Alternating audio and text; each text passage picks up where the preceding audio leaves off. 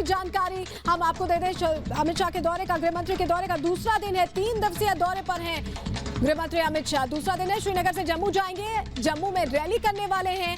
370 हटने के बाद शाह की ये पहली रैली है, तो बहुत महत्वपूर्ण हो जाता है क्योंकि घाटी में मौजूद हैं गृह मंत्री और 3 दिवसीय दौरा दूसरा दिन, जम्मू पहुंचेंगे, संवाद करेंगे, एक मैसेज देने की भी कोशिश यहां से होगी उन लोगों को जो सवाल खड़े करते हैं। और सुरक्षा व्यवस्था पुख्ता रखी गई है, 3000 जवानों को करीब यहां पर तैनात किया गया है।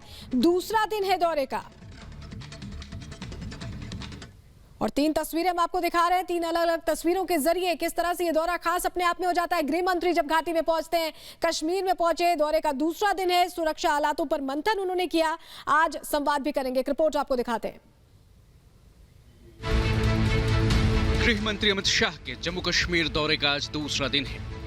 आज सबसे पहले अमित शाह आईआईटी जम्मू के ब्लॉक का करेंगे उद्घाटन, फिर दोपहर करीब 12 बजे जम्मू में एक विशाल जनसभा को संबोधित करेंगे। शाह के दौरे को देखते हुए सुरक्षा के चाक चौबंद इंतजाम किए गए हैं। आर्टिकल 370 हटने के बाद अमित शाह का जम्मू कश्मीर का ये पहला दौरा है। कल गृह मंत्री शाह ने आतंक पर प्रहार करते हुए दो टूक कहा कि जम्मू कश्मीर में बदलाव की बयार कोई रोक नहीं सकता। अमित शाह ने कहा कि जम्मू कश्मीर में परिसीमन पूरा होगा, चुनाव भी होंगे और पूर्ण राज्य का दर्जा भी वापस मिलेगा। शाह ने युवाओं को संदेश देते हुए कहा कि मैं यहाँ युवाओं से दोस्ती करने आया हूँ। अगर जम्मू कश्मीर में कर्फ्यू ना लगाता तो बूढ़े पिता को ढोना पड़ता बेटे का जनाजा। अमित शाह ने कहा कि कश्मीर में पिछले 70 सालों में 3 परिवारों ने ही राज किया है। 40,000 लोग क्यों मारे गए, क्या उनके पास इसका जवाब है? Bureau report, Republic Bharat. तो जम्मू कश्मीर दौरे का दूसरा दिन है आज अमित शाह का और आज जम्मू जाकर एक तोहफा भी आईआईटी जम्मू के लोगों को देने वाले, स्कूलों के छात्रों को देने वाले। लेकिन बड़ी बात यह है, जो दौरा रहा है उसमें कई महत्वपूर्ण बातें गृहमंत्री की तरफ से की गई हैं। 5 बड़ी बातें आपको सुनवाते हैं। आतंकवाद कम हुआ है, पथराव अदृश्य हो गया है और मैं आपको विश्वास दिलाना चाहता हूं, जम्मू कश्मीर की शांति को जो लोग खलल पहुंचाना चाहते हैं, हम उनके साथ सख्ती से निपटेंगे। ये जो विकास की यात्रा शुरू हुई है, इसमें कोई भी रोड़ा नहीं डाल पाएगा। कितना भारी बदलाव हुआ है और मैं आपको विश्वास दिलाता हूं युवा साथियों, ये बदलाव को कोई नहीं रोक सकता। कोई कितनी भी ताकत आजमा ले, ये बदलाव के बयार को अब कोई रोक नहीं सकता। ये आगे बढ़ने वाली है और कश्मीर में एक नए युग की शुरुआत हो रही है। लोकतंत्र को क्षति नहीं पहुंचाएंगे, चुनाव कराने ही कराने हैं। डिलिमिटेशन रोकना, क्यों रोकना? क्योंकि हमारी राजनीति का नुकसान होता है। भाई अब कश्मीर में ऐसा कुछ रुकने वाला नहीं है। कश्मीर के युवाओं को मौका मिले, इसलिए अच्छा डिलिमिटेशन भी होगा, डिलिमिटेशन के बाद चुनाव भी होगा और फिर से स्टेटहुड का स्टेटस भी वापिस आने वाला है। मैंने देश की पार्लियामेंट में कहा है और यही रोड मैप है। कुछ विदेशी ताकतें भी वो षड्यंत्र में जुड़ी थी। अगर हम कर्फ्यू न करते तो न जाने कितने बूढ़े बाप अपने युवा बेटे का जनाजा कंधे पर लेकर जनाजे निकालते होते। कौन बचा है कर्फ्यू डालने से? कोई मुझे बताएगा कौन बचा है? कश्मीर का युवा बचा है। इंटरनेट बंद किया, कश्मीर का युवा बचा है। आज परिस्थिति सामान्य है, सब खोल दिया, सब रोजगार प्राप्त कर रहे हैं, पढ़ रहे हैं, आगे बढ़ रहे हैं, इंडस्ट्री आ रही है, टूरिज्म आ रहा है, कोई कर्फ्यू नहीं है।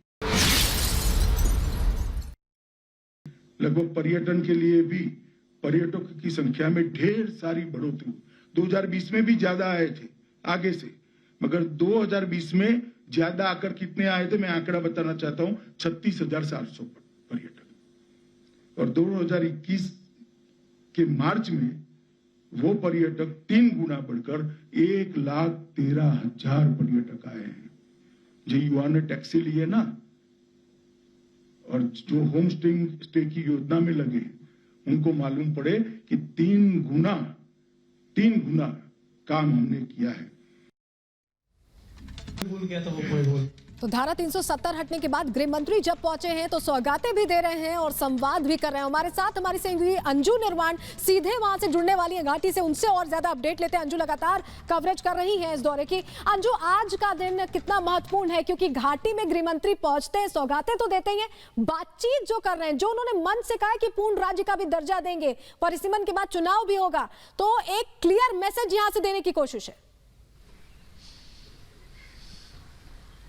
जी बिल्कुल सलोनी, मैं आपको बताना चाहूंगी कि गृह मंत्री अमित शाह का 370 आर्टिकल 370 हटने के बाद ये उनका घाटी में पहला दौरा है और इस दौरे को बहुत ही महत्वपूर्ण माना जा रहा है, क्योंकि यहाँ पर उन्होंने, आपको बता दें, सबसे पहले जम्मू कश्मीर में जो सिक्योरिटी है उसको लेकर जितने भी बड़े आला अधिकारी हैं उनके साथ चर्चा करी। साथ ही साथ जिस तरीके से कल वो मतलब आपको बता दें कि कल पूरा दिन वो श्रीनगर में रहे, आज उनको जम्मू में जाना है और वहां पर कई सारी परियोजनाओं का उद्घाटन करना है। जम्मू की जनता से भी उन्हें संवाद करना है, बच्चों से भी संवाद करेंगे। लेकिन सबसे बड़ी बात जो उन्होंने कही कि जम्मू कश्मीर को मुख्य धारा से जोड़ना है। सरकारें आती जाती रहेंगी, लेकिन आपको अपने विकास के बारे में सोचना है, आपको अपनी सुरक्षा के बारे में सोचना है। और सबसे बड़ा सवाल जो उन्होंने कहा कि जिस तरीके से घाटी में अमन चैन कायम होना है, लेकिन पीछे की जो सरकारें रही, जो इतने सालों से रही, उन्होंने घाटी के लोगों के लिए क्या किया, इस तरह की तमाम बातें उन्होंने कही। लेकिन सबसे महत्वपूर्ण चीज ये हो जाती है कि उन्होंने